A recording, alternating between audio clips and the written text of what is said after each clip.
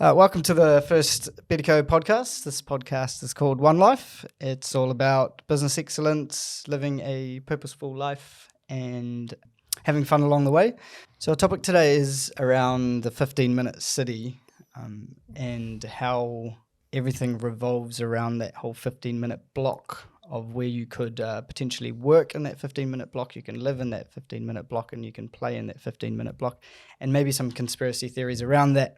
The 15-minute city thing confuses me a little bit because, if we just went different directions and there's plenty of places you can work, why would you waste your money and time traveling in traffic? Yeah, I never understood it. There's different business hubs now, right? Correct. All over this big city, because it is a big city. So you're right, you can actually pick and choose where you want to work, live and play. It's funny because we put concepts around it these days. You know, we're so much better these days at putting concepts around work, live, play. But we never used to be like that. So Niren was the first one who brought this concept to me that was like, mate, it's dumb for you to work in town and pay like 10 grand a year for parking. And I was thinking, yeah, that is dumb. But actually, it costs the employer more, right? So if I went for a job interview, I'm like, mate, you're going to pay me 60 grand back then, right? And you're going to pay 10 grand for my parking. Otherwise, I'm not going to take this job.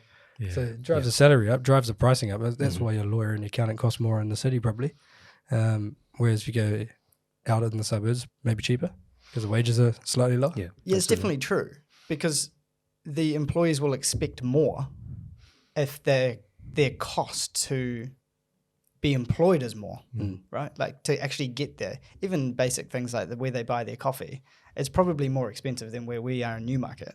Like ours is pretty reasonable. I remember when the first little coffee shops used to open up around with Coffix and they were really cheap. And we used to go to town and the same Coffix, didn't realize it was different owners, but Coffix in town was more expensive.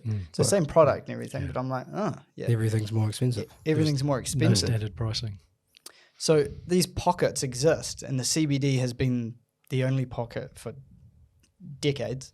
And now we actually do see different pockets, right? You got West Auckland, you got Harbour, you got South Auckland, and Niren makes a good point. Like if you just go against the grain rather than a herd mentality, which we see all the time, if you go against the grain, maybe you don't need to live within 15 minutes of the city. No, you make better decisions. And just be realistic. You live in New Zealand, you don't live in Australia. There's no tram. The train system's shit. Bus is always late. The bus is late, and it's frustrating. Yeah, you can't get around. So you just got to deal with that, I think. Yeah. How many of our team live in the 15-minute city? None. Wouldn't. That's why we have OneLife. I mean, most of them live out west because that's the only affordable place to buy houses. Otherwise, you go South Auckland, right, Papakura, that way. You know, most houses within 15 minutes drive of city, it's like more than $2 million. How are they supposed to afford that? Well, we're big on home ownership and always have been, right? Our goal initially, one of them was to make sure that we helped all of our team into homes, right? Which we've done over a period of time, which is great. Harder to do now, admittedly. But if they were to live centrally, it would cost too much. So living further away and then coming with the herd of sheep in the rat race still doesn't make sense for our employees.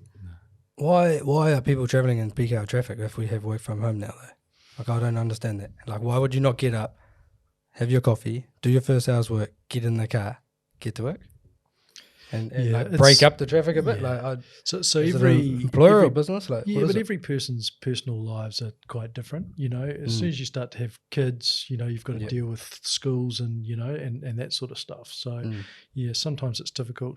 I mean, to be single again. You know, when I was travelling in from Pakuranga, I could leave at 6 or 5:30 in the morning if I wanted to because I had nothing to depend on. Right? Yeah. Funny you say that. My thought this morning, I was like, if I was single, I would be.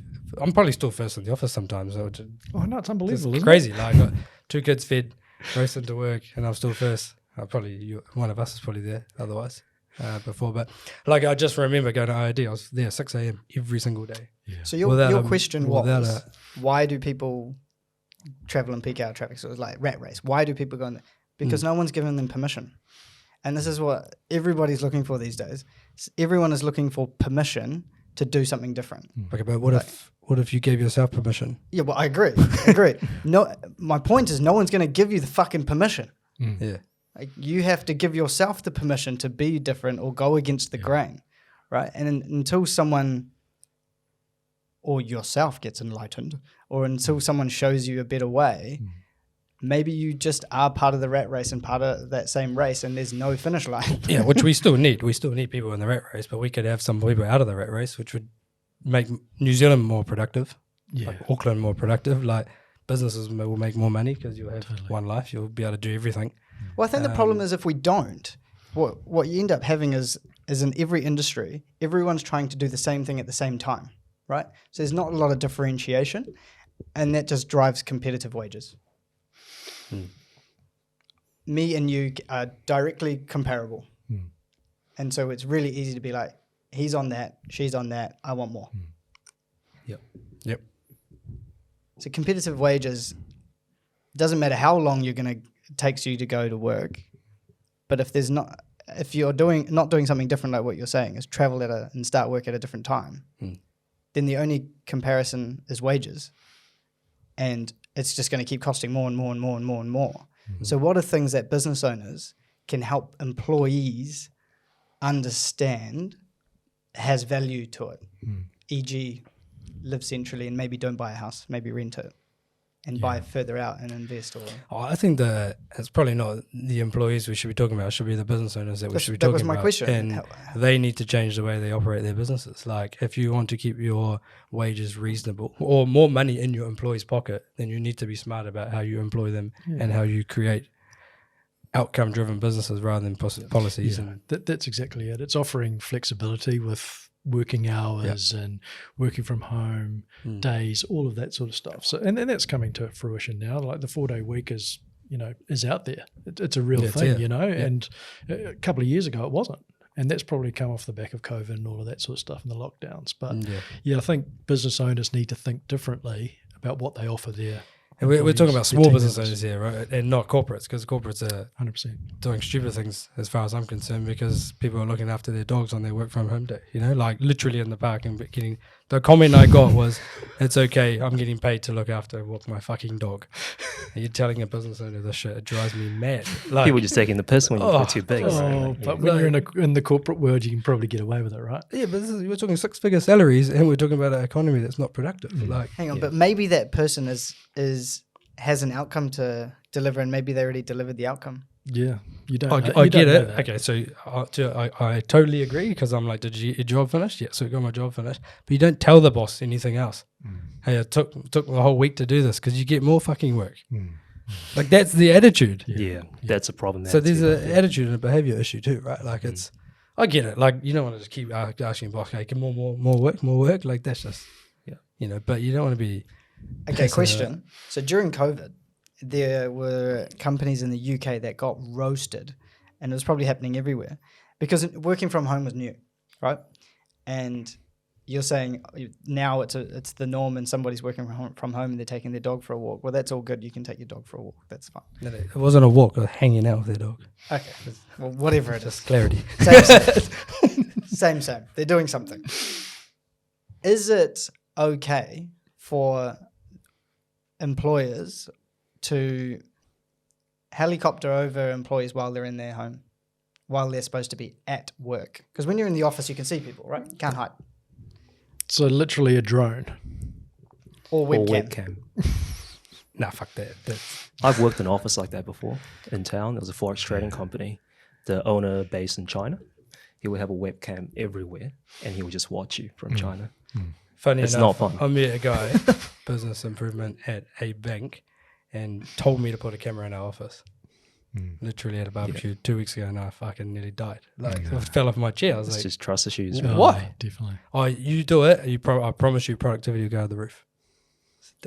Nah, I don't believe that. I don't think we want to be working in an environment like that. Well, it's not very OneLife. Imagine your mental health. Well, it's just not BetterCo. Yeah. Would you date a girl that have a tracking device on your phone 24/7? Same concept. It sounds nuts. Did that happen to you? Not that I know of. So if employers shouldn't restrict or helicopter over you, should we allow the government to do that to us in different ways?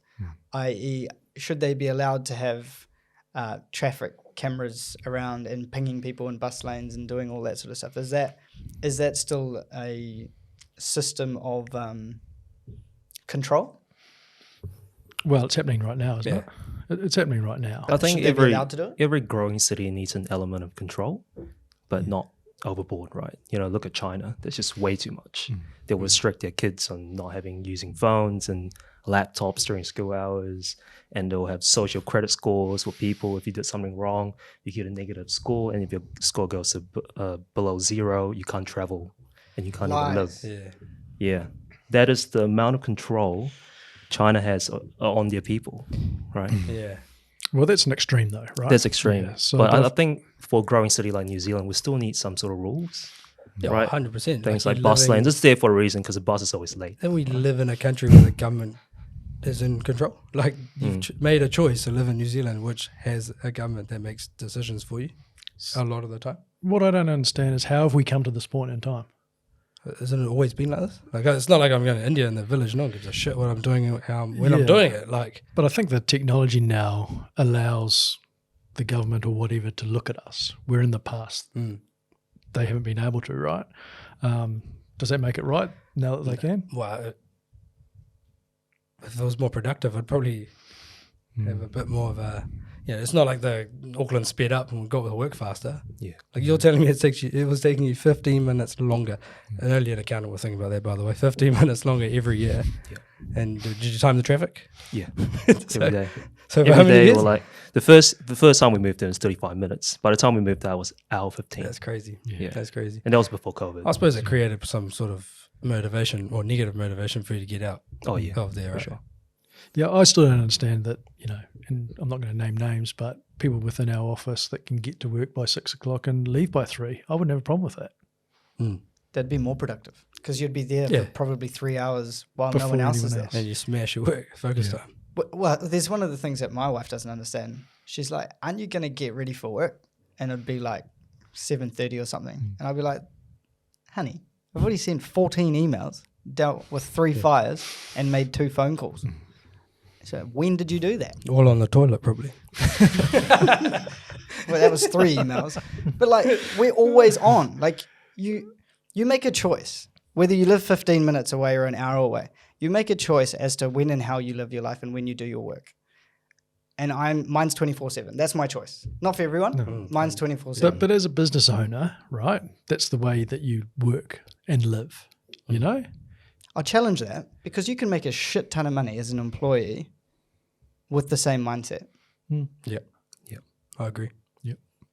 If you treat it like your own and you almost become a business within a business, what do they call it? They call it entrepreneur. Yeah, that's right. That's the new word these days. It's like your managers. All right. That concept to me when I first heard it, I think you told me about it. Or something. One of you guys told me about it. Is a concept that would work for a company like BetterCo, who understands flexibility and growth and all that. But if the concept was understood by more people, it wouldn't actually matter where you lived, and the whole 15-minute city thing would be binned anyway. Totally. Because you're outcome driven, and that person's going to be earning a lot, contributing a lot for themselves and the business, but probably to society. And tax is just a form of living in a city that has control, Yeah, so as a business, I think BetterCo are doing very well in that regard. We're giving our people the opportunity, but some just are not maybe taking it. But we can actually say that to our clients, our customers, right? The business owners, that there is a better way of doing it. Yeah, I mean, that's the advice I give, particularly to people I consult with, is what does your org chart look like? Like, I think you do a lot of org chart work, but it's like, who's in the right places? And what's the right time for them to be doing their jobs? And what roles are they doing? And how do you reward them? And if you don't give them the flexibility, people these days, they're smarter than you think. They'll retaliate, right? You see a lot of these people online on YouTube or TikTok just saying like, screw the corporate life. I quit my job. I'm going to start vlogging, whatever, doing YouTube full time and make the same amount of money. So these kind of downward pressures on people have caused them to retaliate even harder and be like, look, why am I sitting in bloody 3 hours of traffic every day, not getting paid, having to be there at 8 to 5? and not being happy, right? You're not being paid more.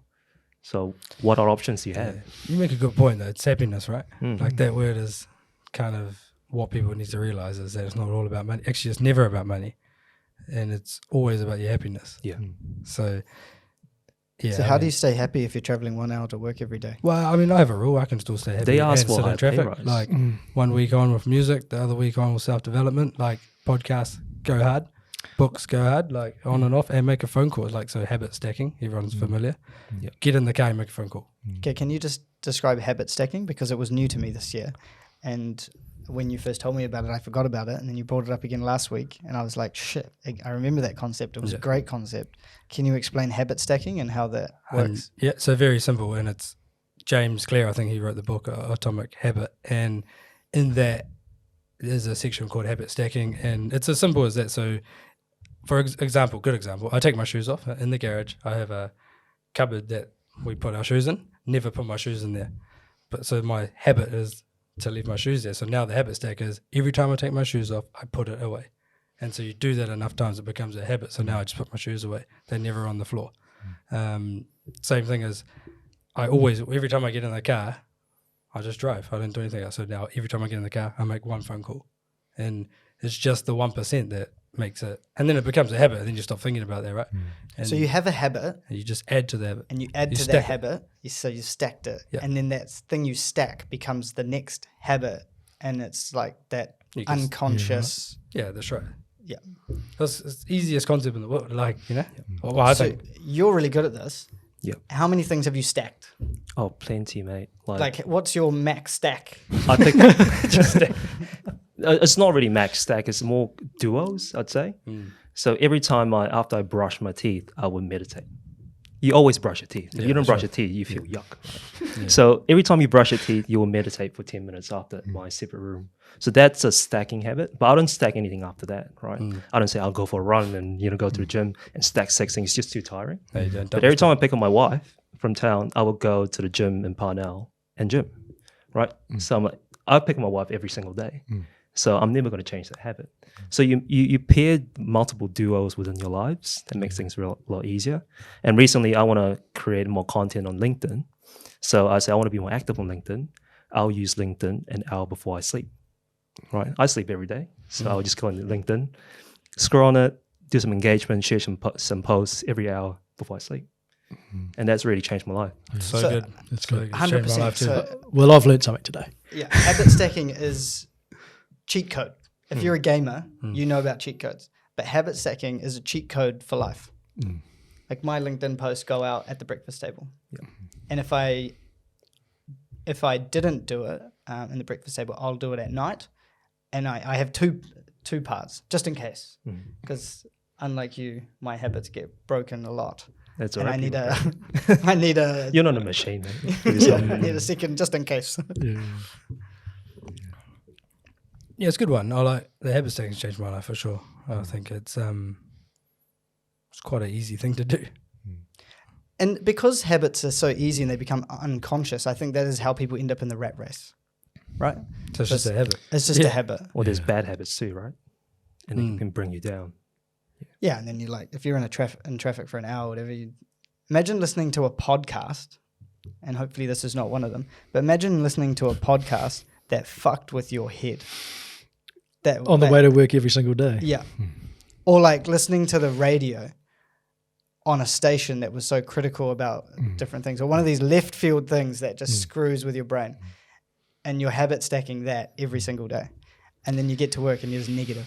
It just sounds like a waste of time listening to the radio. Totally. Like, Well, you You're don't sitting you in don't watch the traffic. news anymore, right? never. And you've cancelled media. Gone. I would say that if you're in the car for an hour, a lot of people would still listen to the radio. It's not like everybody's got Bluetooth and Spotify and all of that.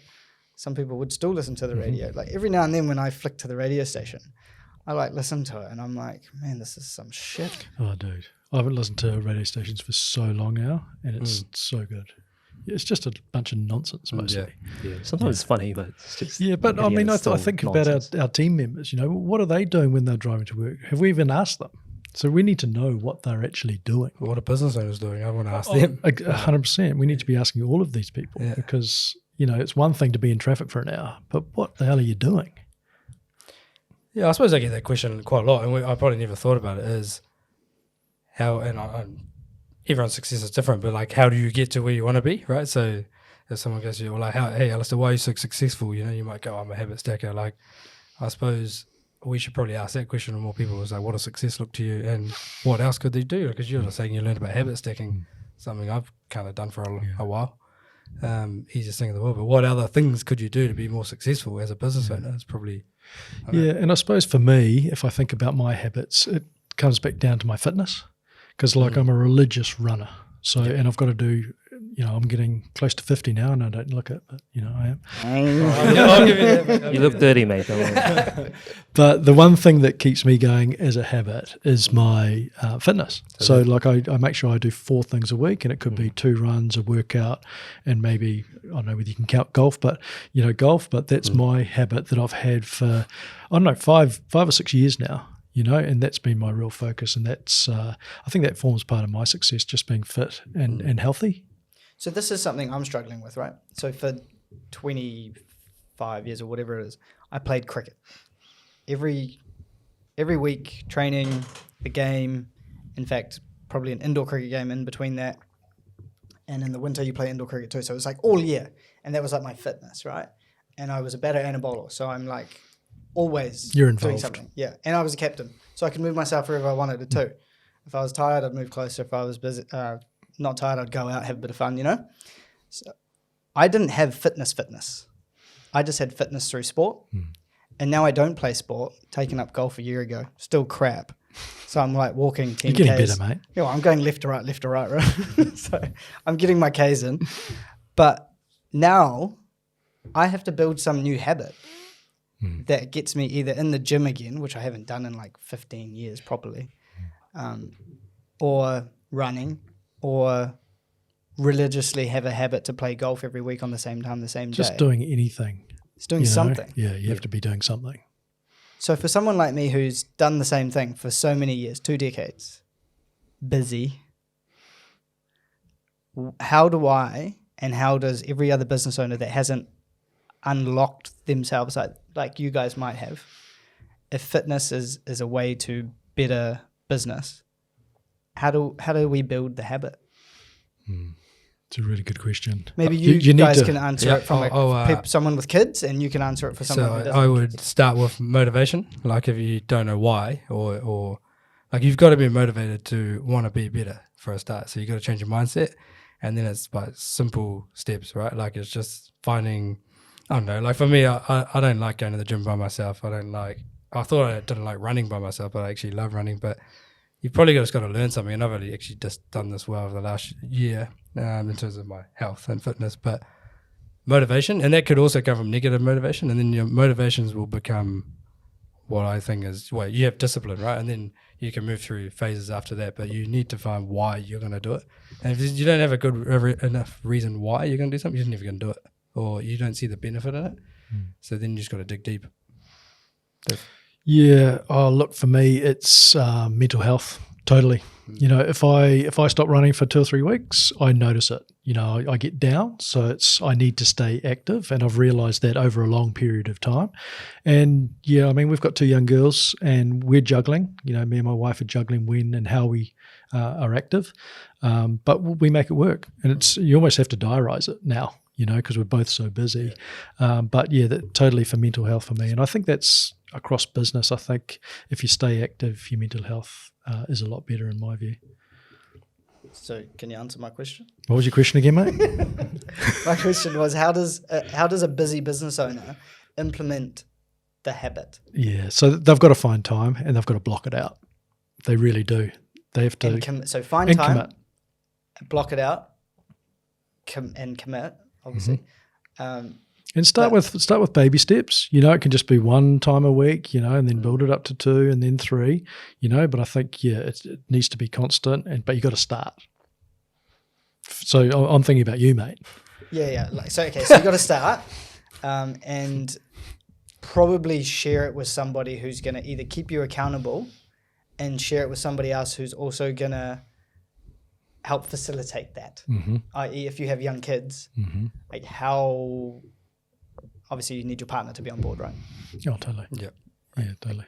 Your partner's actually, you two are so congruent Yeah, we in what join you together. do. Yeah. Fuck me days, I don't know how you do it. He doesn't have kids, so he can. No kids yet. But even with kids, I think we'll just work something out because, I mean, health and fitness is such a big part of our lives for the last 10 years. If you pull us away, we'll go insane. I mean, I often think about it like business owners need to stay healthy and fit, right? You can have all the wealth in the world, right? We teach you how to get wealthy. We'll get your money in investments, blah, blah, blah. Do whatever you need to. But if you're not here to spend it, what's the bloody point, right? Totally. And if you've got kids, you find a way to do it. 5 a.m., there's nothing wrong with 5 a.m. or 4 a.m. Get up. Go to a class where other people are already there at 5 a.m.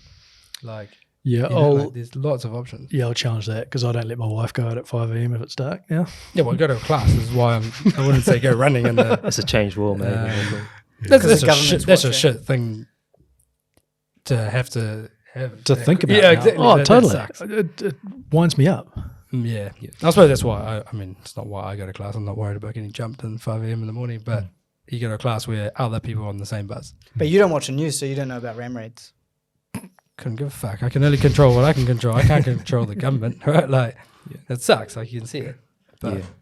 I watched this video the other day. Like, the reason why people go into health is, and I realized too, is your entire life sits on this tectonic plate called health, right? You can have a nice business, you have a Lamborghini, you can have 2 dogs, your wife, your parents. Everything goes away if your health goes away, right? So why wouldn't you put a focus on improving your health? Because what's the point of building a business if your entire life, your entire health is downhill, right? You can't enjoy things. You're a burden to others. People have to look after you. And most people don't realize in their 20s or 30s, they drink every day, they go and party, to take drugs. And when you compound bad habits like that across 20 to 30 years, you will see it by the time you're 50 or 60. And by the point of time, it's too late, right? So as business owners, you got to ask yourself, why am I doing this? Why should I be healthy? How does that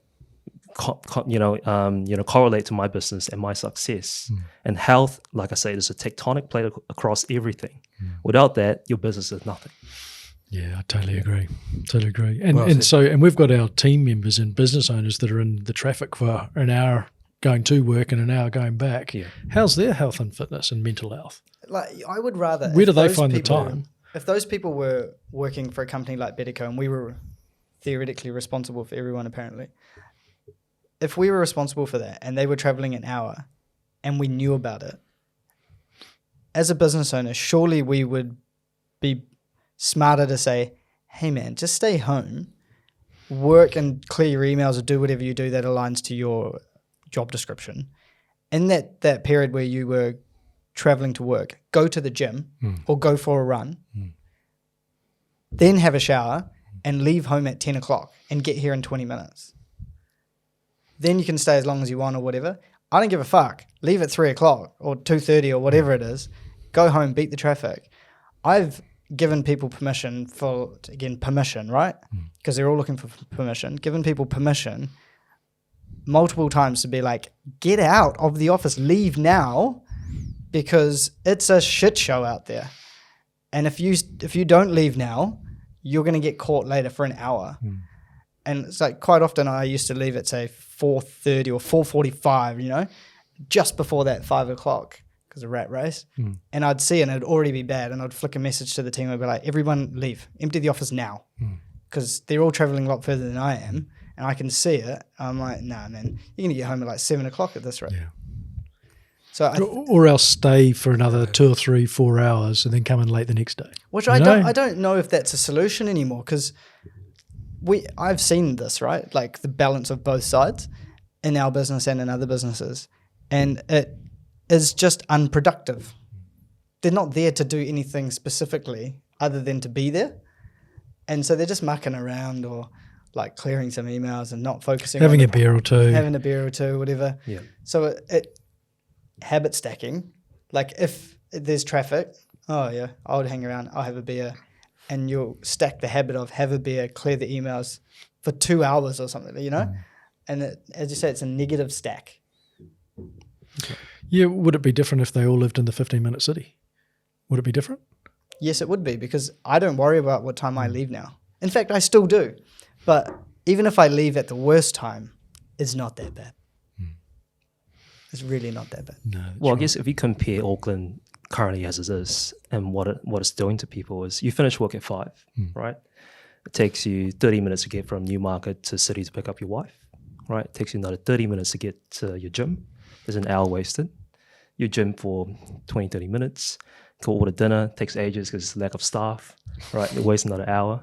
And then you drive home in traffic again for another half an hour. So just going to the gym after work will waste you about 3 to 4 hours or 2 hours at least if you live in a bad traffic area. Whereas you compare to places like Singapore, right? You can take the MRT or the light rail or whichever they call it. You would take a 15-minute stop to the gym after work, right? You gym there.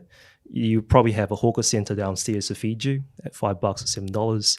Eat there and take another 15-minute train ride back to your apartment, right? How long would that take you? So you compare Singapore, which is a small city, and Auckland, which is a relatively sizable land with low population, and it's just not comparable, man. No. Like, hence why all of my mates in the 30s are considering leaving to the UK or Australia or Singapore or Malaysia, and no one wants to stay here because of these constraints. And your pay is shit as well. So is Auckland a shit place to live? No, it's not. It has its ups and downs. But for a person in his 30s that wants to succeed in a career and get more pay, it's not a very good platform for us. But for someone in their 40s and 50s have wound it down, they have their kids are grown up, you have a comfortable job, you work from home, it's a perfect place to live.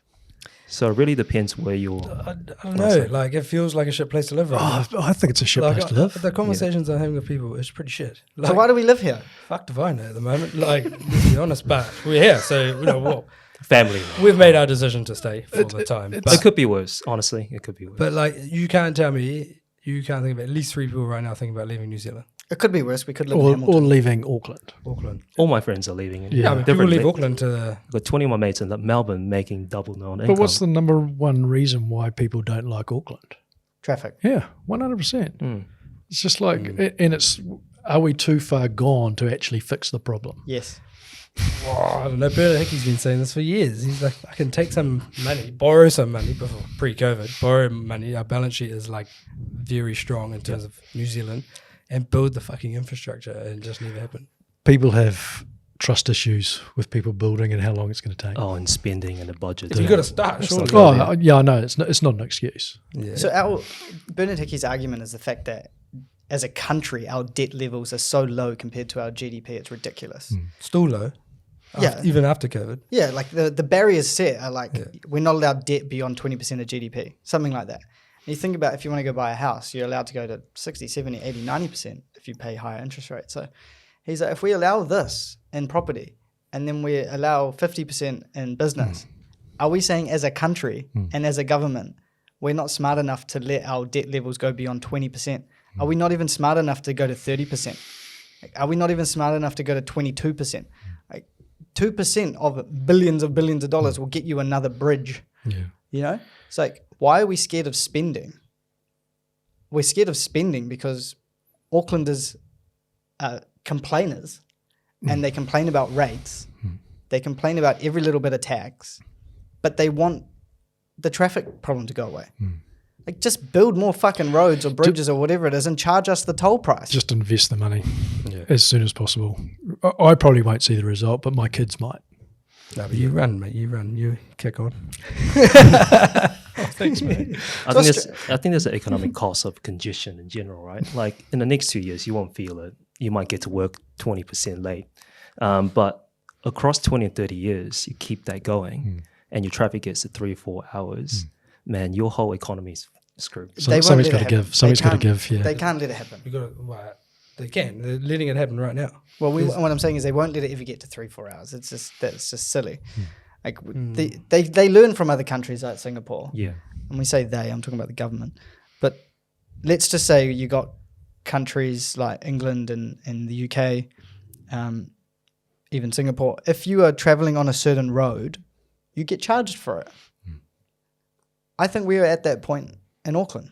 If you want to travel on that road, like, let's be honest, Monday to Friday, the road should be made for trucks and vans and utes to to build our infrastructure and move our economy, build some houses, run business, right? Agreed. If you want to drive to work in a $30,000 car, polluting the environment, and one person in the car, right? If you want to do that, maybe you should get pinged $10 every time to drive to work. People will probably still do it, to be honest. $10 is probably not enough. But maybe we need to have something like that. You just drive the opposite direction of traffic at the moment, and you go, one person in that car, one person in that car, one person in that car, one person in that car, massive truck hauling $2 million worth of goods going fucking nowhere. Oh, it's frustrating. And then what poor bastard is down there that's taking too long to build his house? So some big decisions need to be made. They really do. Yeah, at a macro level. Yeah. Maybe our cars are too cheap. Have you bought a Honda in Singapore? It costs $200,000. Yeah. Yeah, but that you can't compare that. That's a different city than us. But look, if you look at every household, how many cars do you have? I see some households with 3 people with 5 cars because they collect them. You know. Well, we were talking It's about out of control. a productive New Zealand, right? And without the infrastructure, it's not productive. It's never going to be. And we're talking about traffic, like the most boring topic in the world, but it is a big problem, you know? Like, why can't small businesses grow when times are tough, or even when they aren't tough? Because you're predominantly, I mean, you're the hospo expert, and I do a bit of retail, so, but my wages is my biggest problem. Yeah, And then the acquisition of, or finding staff and then retaining them, and them not getting poached by somebody else. And then, but the minute you have something in the city, or like actually we had this problem with our daycare many years ago. The teachers just kept changing, and our daycare is in the middle of Epsom. So I was driving home thinking, I was like, why do these teachers keep leaving? And then I was like, shit, they're coming from ages away. Like they can't afford to live in Epsom, so they're just gapping it to the back out to the suburbs. You know? We've had the And same then I was issue. like, so we need to move out of like. So if you want good teachers and good daycares, you need to go almost 15-minute city, Pretty right? much, Close to work and stuff, and then the retention is higher, right? So why would you buy that business? You know, like why would I buy a daycare in Epsom if I can't get the staff? Like the staff aren't going to live close to that business. That's a very good metric or question to ask, and when we do our due diligence now, is like, where do the employees live that work for the company? How long are they traveling? Because if it is an hour, then they're probably going to leave at some point if it's growing by 10 minutes. Every Well, day. it's a good way to make change in your team, right? And get them to be more productive. And like I already had this belief a long time ago, is if we just change business by 5%, the entire New Zealand economy will lift by 5%. The 5% will change everybody's life, probably. Assuming that the government puts some back into the economy. But like, it's not, I mean, how hard is it to grow a business by 5%? No, it's not. It's not hard. You make a couple of changes. Yeah, it's not You hard. grow up by top line by 5%, change the cost by 1%, and bottom line, bang. So how, in summary, what is the major problem with 15-minute cities and bringing everybody in close? And does that affect business positively or negatively? Yeah, it's really tough to bring. Where are they going to live? You know, like the people, if we're creating this 15-minute city, and I don't know too much about it, if I'm honest, but where are they going to live? They're going to be living in apartments, terraced housing. Do people want to live like that? You know, I think of our team and our customers and their teams.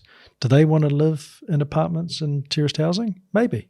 You know, maybe that is the future, and maybe I don't know the answer to that. But if they do, then maybe that will create some more efficiencies and more productivity for businesses that are close to the city. So, Darren, do people have to live close to work? No, I think the biggest issue is infrastructure, and you should live close to work if you can, but if you like, not everyone's going to have that luxury, right? It's a choice. If somebody wants to live close to work or get to work faster, make a better decision. Where businesses put themselves in the future and how they attract and retain their people is a question I would challenge all my customers on. And a 15-minute city is not going to help you. So there needs to be some flexibility there. Yep. And so what's the number one thing that business owners can do in the next 12 months? What action can they take in the next 12 months to help their staff, their employees live a better life? Plan, mate. You got to plan ahead, forecast, and just review your costs as well, and talk to your employees. You know, your employees are still a massive part of your business. Without them, the business won't exist, right? So treat them right. You know, talk to them, ask them about how their personal situation is like, right? Review their cost of living if you have to. We do it all the time with our staff and say, hey, look, how are you at home? Are you affording your mortgage and things like that, and help them in their personal lives to achieve more happiness at work? Because when it's downward pressure of, you know, congestion and traffic and all these things on an employee, there's only two ways they're going to go. They're going to ask for more pay because people think more money is going to alleviate their unhappiness, or they're going to leave, right? There's only those two options. You pick which one, right? So to all the business owners out there, take an interest in your employees' personal lives and see how you can make their lives better. Treat them as human to human. It's not just a person, you know, right? It's not just a machine working for you, right? Treat them with respect, you know, find out what their personal pressures are. We all feeling the same thing. How we can work as a business and as a country to alleviate these things. So living close is probably not the solution. Maybe it is, maybe it isn't, but being more human and taking an interest in and that's what we're good at, right? We're New Zealand after all. Yeah. Being human and being Kiwi, being real 100%. is our strong point. Let's use it to our advantage. Yeah. As business owners, just taking an interest in our people and what they do in their personal lives is so important. Yeah. Cool. I think that's a wrap.